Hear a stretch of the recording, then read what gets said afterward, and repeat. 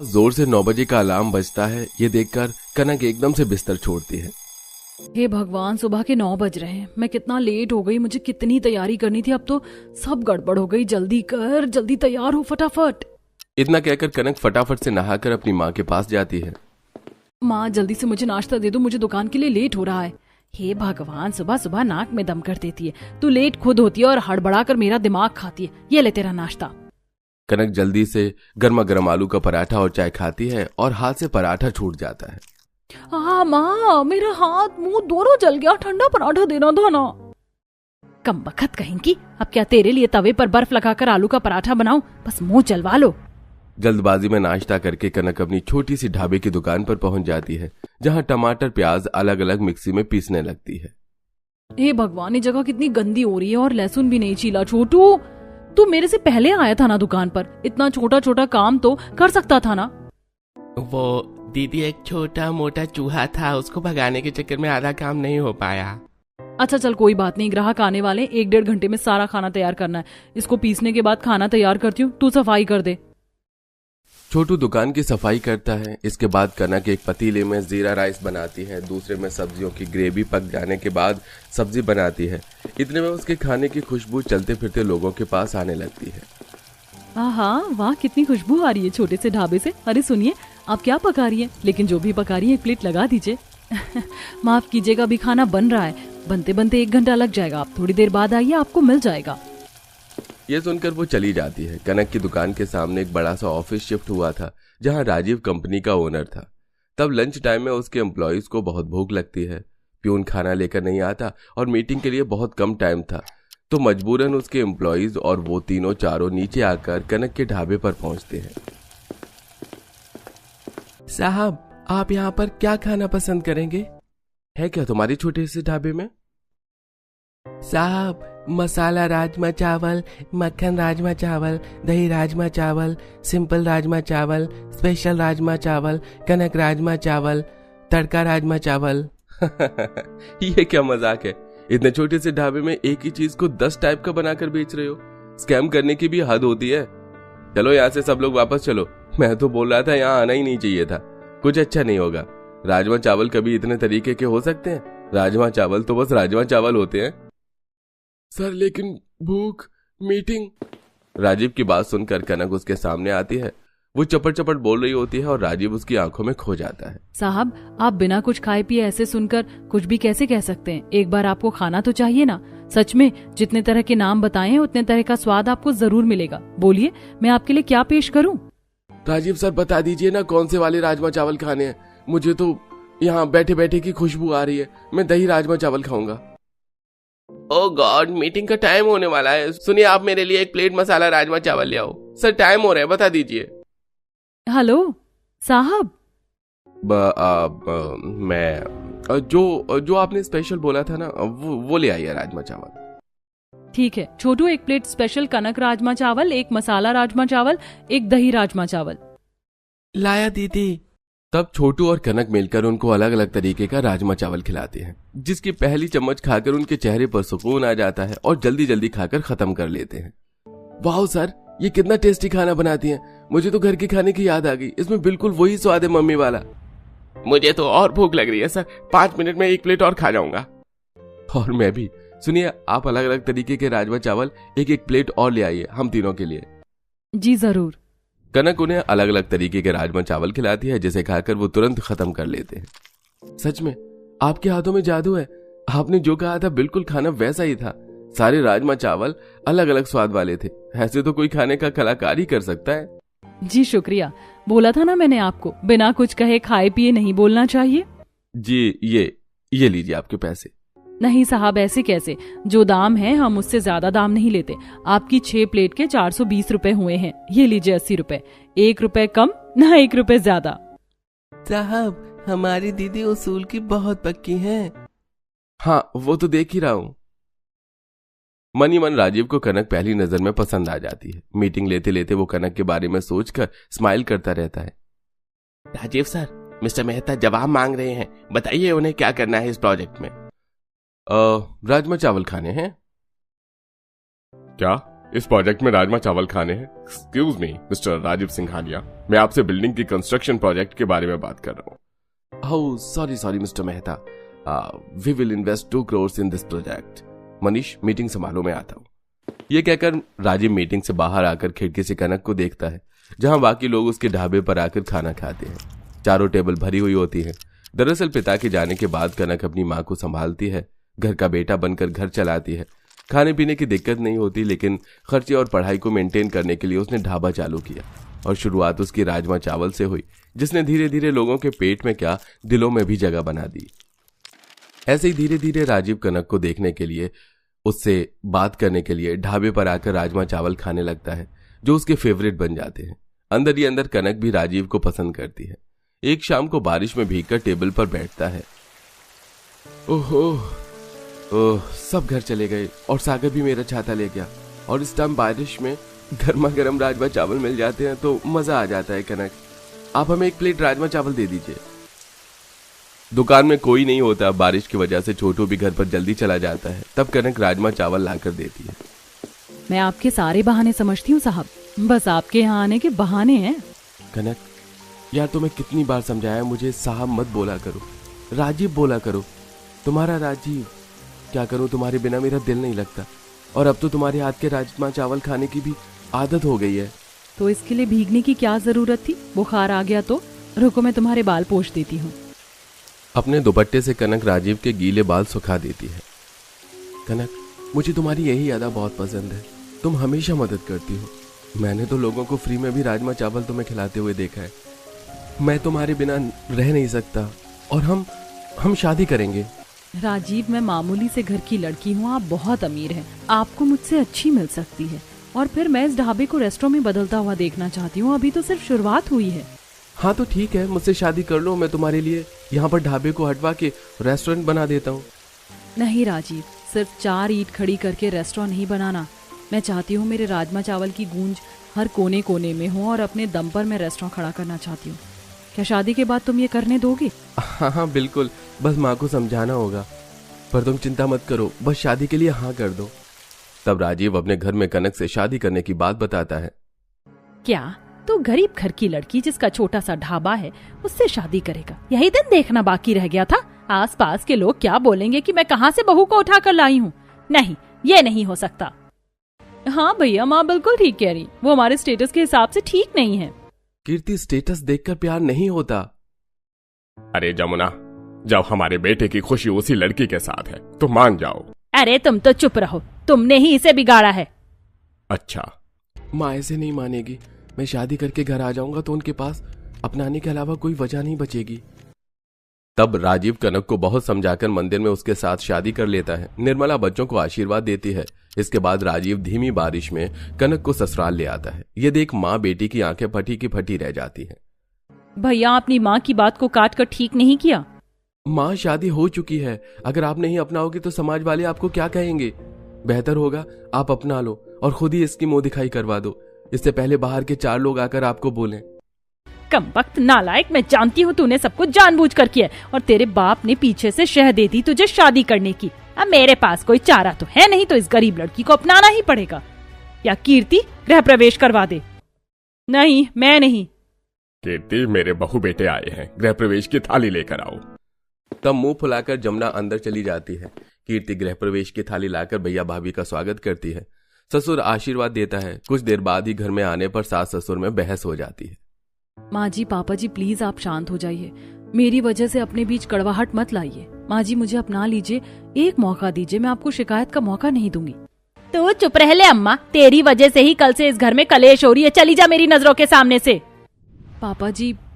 बहू, चिंता मत कर, और खुद को दोषी करने की बिल्कुल भी जरूरत नहीं है। तेरे पापा जी हैं यहाँ। जमुना, इतना चिल्लाने और कलेश करने की क्या जरूरत थी? बहू ने सिर्फ इतना ही तो पूछा है कि उसे पहली रसोई करनी है। वो हमारे लिए कुछ खाने पीने का बनाना चाहती है। मैं इसके हाथ का कुछ नहीं खाऊंगी, ना ही ये मेरी रसोई में जाएगी। माँ बिल्कुल ठीक कह रही है पापा। माँ, कनक बहुत अच्छा खाना बनाती है, आप उसके हाथ का एक बार खाना तो खाओ, सारा गुस्सा उतर जाएगा। इसके ढाबे वाला खाना खाने का मुझे कोई शौक नहीं है। लेकिन मुझे भूख लग रही है और मुझे बहू के हाथ का खाना खाना है। खाना खाना है ना, नौकरों ने खाना अंदर बनाकर रख दिया है। अगर वो सब बिगड़ा तो मैं फिर इसे ही दोषी ठहराऊंगी।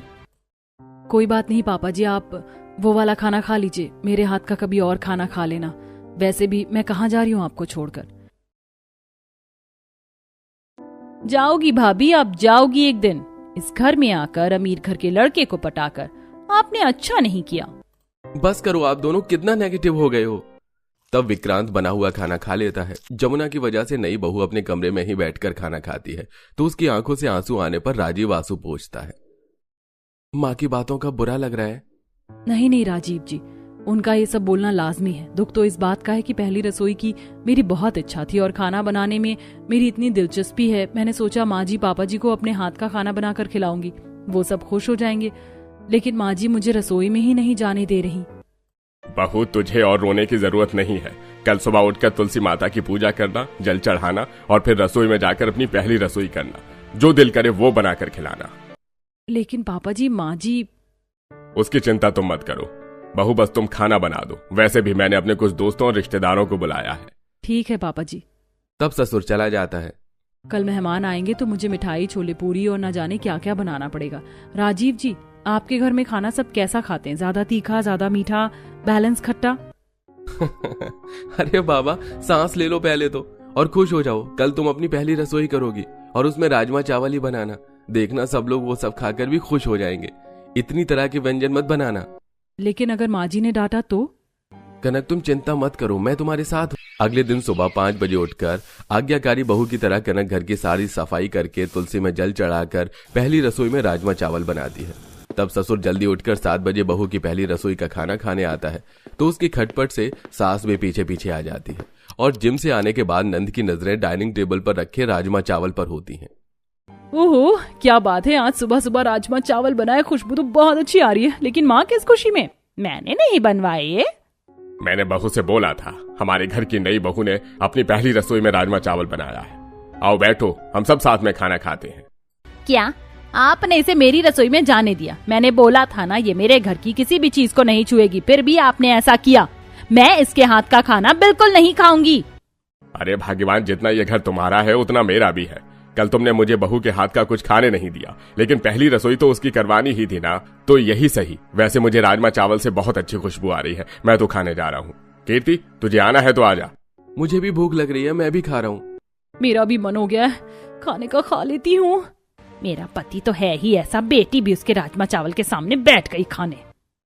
तब जमुना भी कुर्सी पर बैठ जाती है। तेरे माँ बाप ने घर में यही सिखाकर भेजा है क्या तुझे कि तू अपनी पहली रसोई में ये राजमा चावल बनाए? अरे पहली रसोई में शाही पनीर, नान, कोफ्ता, मिठाइयों की थालियां बनती हैं।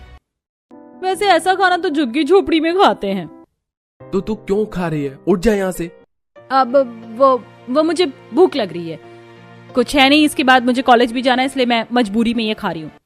माँ जी, आप एक बार मेरे हाथ का राजमा चावल तो खाइए, वो सब मैं बाद में भी बना दूंगी। क्या है ना, ये मेरे लिए बहुत खास है और पापा जी ने कहा था कुछ भी बना लो बहू। बहू, तूने राजमा चावल बनाकर बहुत अच्छा किया, बहुत स्वादिष्ट बने हैं। घर के सभी लोग राजमा चावल खा रहे थे कि विक्रांत के मेहमान आ जाते हैं। अरे आप लोग आ गए? आप तो बहू की पहली रसोई का स्वाद पहले ही ले रहे हैं। हाँ, हमारे लिए थोड़ा तो इंतजार करते। अरे नहीं, ऐसी बात नहीं है। बहू ने खाना ही इतना अच्छा बनाया है कि खुद को रोक ही नहीं पाए। आप भी लीजिए। तब बहू मेहमान को भी खाना परोस देती है। अरे वाह, इतने स्वादिष्ट राजमा, इतने सालों बाद कुछ दिल से खाया है। वाह बहू, तुमने तो मुझे अमृतसर की याद दिला दी, बिल्कुल वैसा ही स्वाद है। जी शुक्रिया, लेकिन मैं वहाँ कभी नहीं गई।